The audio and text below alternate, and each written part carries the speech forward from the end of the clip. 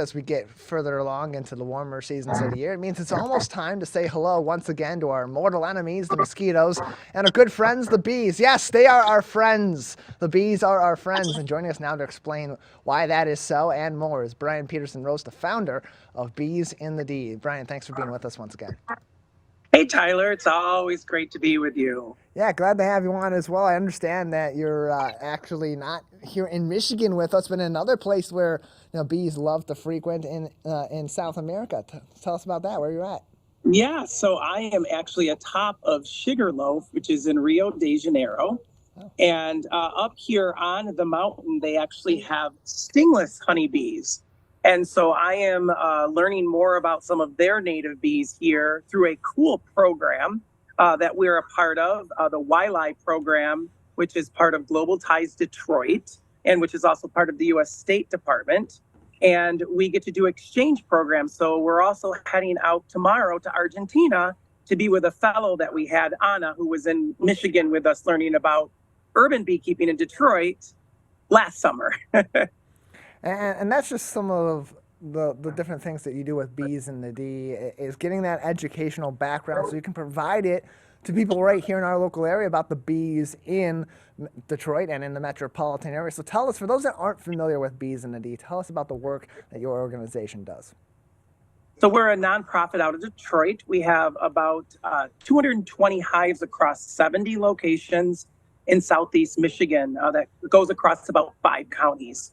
And we, for the last 6 years, have just the importance of education and conservation of our pollinators.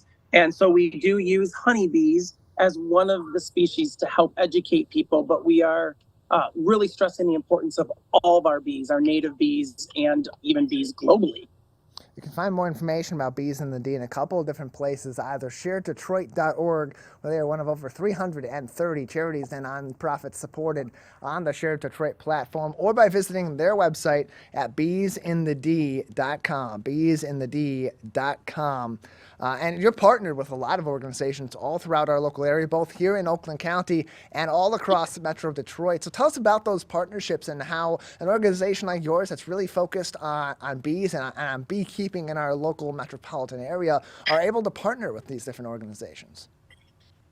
Well, we're so fortunate to partner with so many different groups. We're with corporations and businesses where they're helping with our bee populations as part of their sustainability goals. But then we also have a lot of locations in gardens, like urban gardens, especially in Detroit, or in farm areas that help with our food agriculture. And then, of course, most of you probably know that I am a teacher. That's at my heart. And so we have quite a few hives also at school locations so that we can start teaching the next generation about the importance of our pollinators and the art of beekeeping.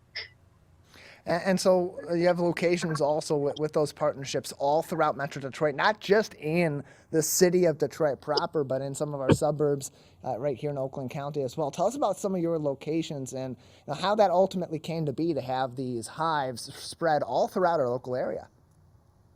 Yeah, so a lot of the larger businesses like the car manufacturers, and they reached out to us knowing that this is a program that we do. But then we've also reached out to a lot of like I said, the schools. So we're up there, like you said, in Oakland County at Rochester Montessori School. We're up at Oakland University. We're all the way up into Blake's, where obviously that's a place that we go to get some fresh produce. So we are scattered around. Youngblood Vineyard is a fun one up there up in Oakland County area that we have too, where the bees are all throughout the vineyards, which is pretty cool. And especially in downtown Detroit, that's an area where you would, for those that don't know much about bees, not really think that, bees are going to be frequenting a major city like this where there's, maybe not a whole lot of wild areas for them to explore or flowers necessarily for them to pollinate and ultimately be able to produce their honey back at their hives. But that's not necessarily the case. So how prevalent are bees actually in our major cities like Detroit? I'm so glad you asked that, because there's a huge misconception that we would think that the bees, their populations and their health is stronger in like rural areas or even the suburban areas as people plant a lot of flowers. but actually it's been proven now that they are stronger in the urban environment. And one of the main reasons for that is there is a larger diversity of plant life. And if you think about it, especially in Detroit, all the vacant lots, the urban gardens. And so our bees, what's fun with Bees in the D is that we are in many different locations. And we use that data along with hive tracks and best bees. And that data then allows us to check the health of the bees. And our urban bees are the strong ones. And they actually even produce more honey than some of our bees out in the rural areas, even though you'd think it'd be the opposite. So you're on the cutting edge of this, and you're collecting some of this data. You're understanding some of the data that's behind it. What sort of evidence is presented there that shows why that might be the case? That an urban area would be better for these honeybees to produce their honey than in a suburban area or certainly a rural area.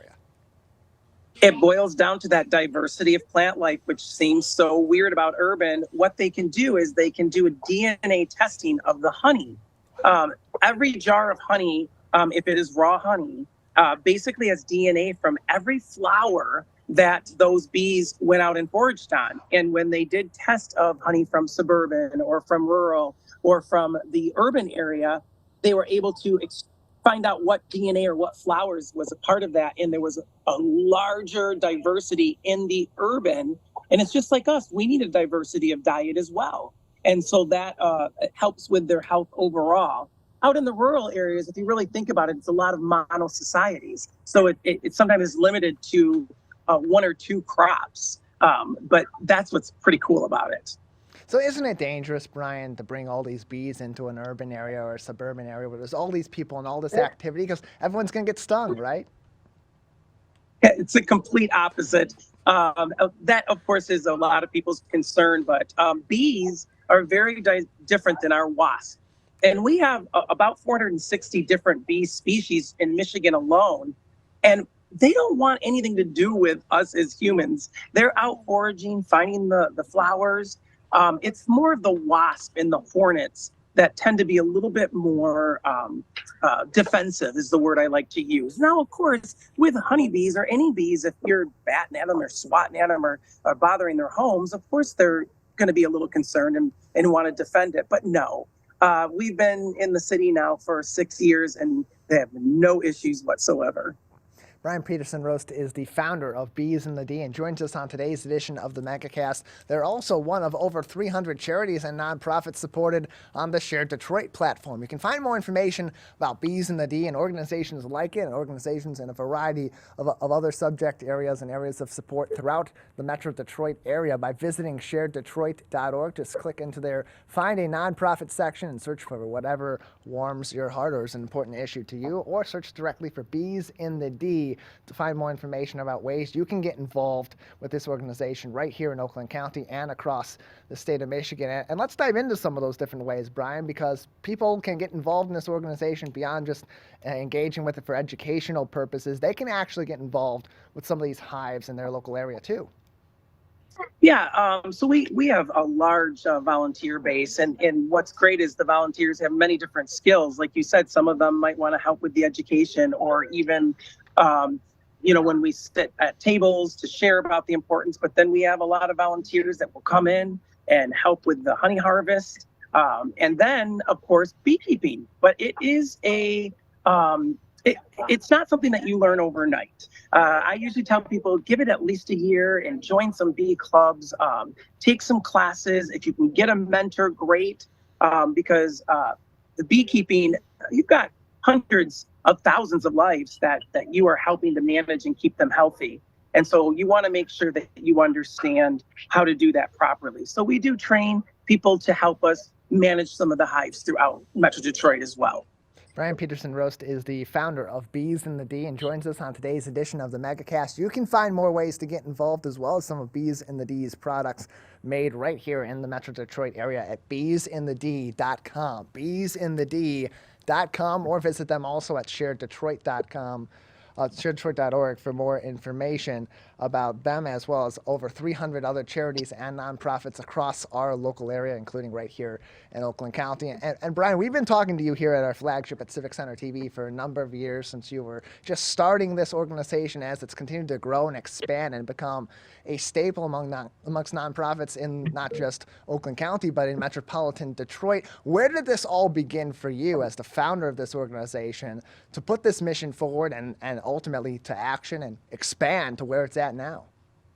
Well, I shared that I'm a teacher, and I was given the opportunity from the Rochester Garden Club to take a 2-week course up on Beaver Island at the Biological Center to learn beekeeping. And one of the asks was, as long as you bring back some of the knowledge that you learn about the bees to the classroom. Well, of course I did that. My kids, I teach 4th and 5th graders. They hear about bees quite often. But then that just snowballed into learning more about these bees and the parasites and the problems that they have. And I just wanted to help in our little corner of Metro Detroit area. And so we started the nonprofit. And so really it all started from the generosity of others. And there's plenty of ways to get involved with Bees in the D directly, as you mentioned, those volunteer opportunities, but also at a number of different local events all throughout the Metro Detroit area, because that's where those hives are. That's where they do all these different activities to support our local bees and, of course, to develop some of that great Detroit-made honey, Michigan-made honey that they provide all throughout the state of Michigan. So if people want to get involved, what are some upcoming events that they will be able to visit Bees in the D at? Well, we've got a honey pairing coming up that we do with bee nectar. That's always fun. And we brought back the Girl Scout patch for beekeeping. And so through the Girl Scouts of Southeast Michigan, we have quite a few hive tours where they can earn that patch. And then we're going to be having a lot more events coming up because it's becoming bee season. And you can find those on our webpage under events at beesinthed.com. Yeah, those Girl Scout hive tours, May 19th through July 15th. So all summer long, you'll be able to get your girls involved and learn more about the bees, and of course get that beekeeping badge for those Girl Scouts. And more information on all of Bees in the D's events can be found at beesinthed.com/events. You can also find a number of different opportunities, including places that you can get some of the Bees in the D products, such as that honey. Brian, tell us about some of those locations while we have a few more minutes with you, that people may be able to get some of these products and support your mission in the process. Yeah, we're super excited that we've been expanding through the Meyer marketplaces. They just opened up 2 new stores, one up in Lake Orion, one up in Macomb County. And of course, there's the one that's been over by Beaumont. And I think that's in Royal Oak. And then, of course, the new one, it's fairly new, down in Detroit on Jefferson. So we have our honey products there. And of course, you can always get our honey online. And then we sell our honey at most of the events that we do. Our library things, the Lavender Festival up at Blake's. So different events as well. Tours, books, events, products such as honey, lip balm, and collaborative products with other groups, organizations, and businesses all throughout our local area. beesinthed.com for more information on all of that. Brian Peterson-Roest is the founder of Bees in the D and joins us on today's edition of the Megacast. Brian, another 90 seconds or so before we'll need to wrap things up today. What are some lasting things that you wish people knew about honeybees that we either haven't discussed or that are common other misconceptions that people have about the honeybee? Well, the one that I talked about a little bit was the wasp and the bees, that they kind of get plopped in one category, like bees. Most of the ones you see when you're at the zoo around the trash cans or things like that, those are wasps and not bees at all.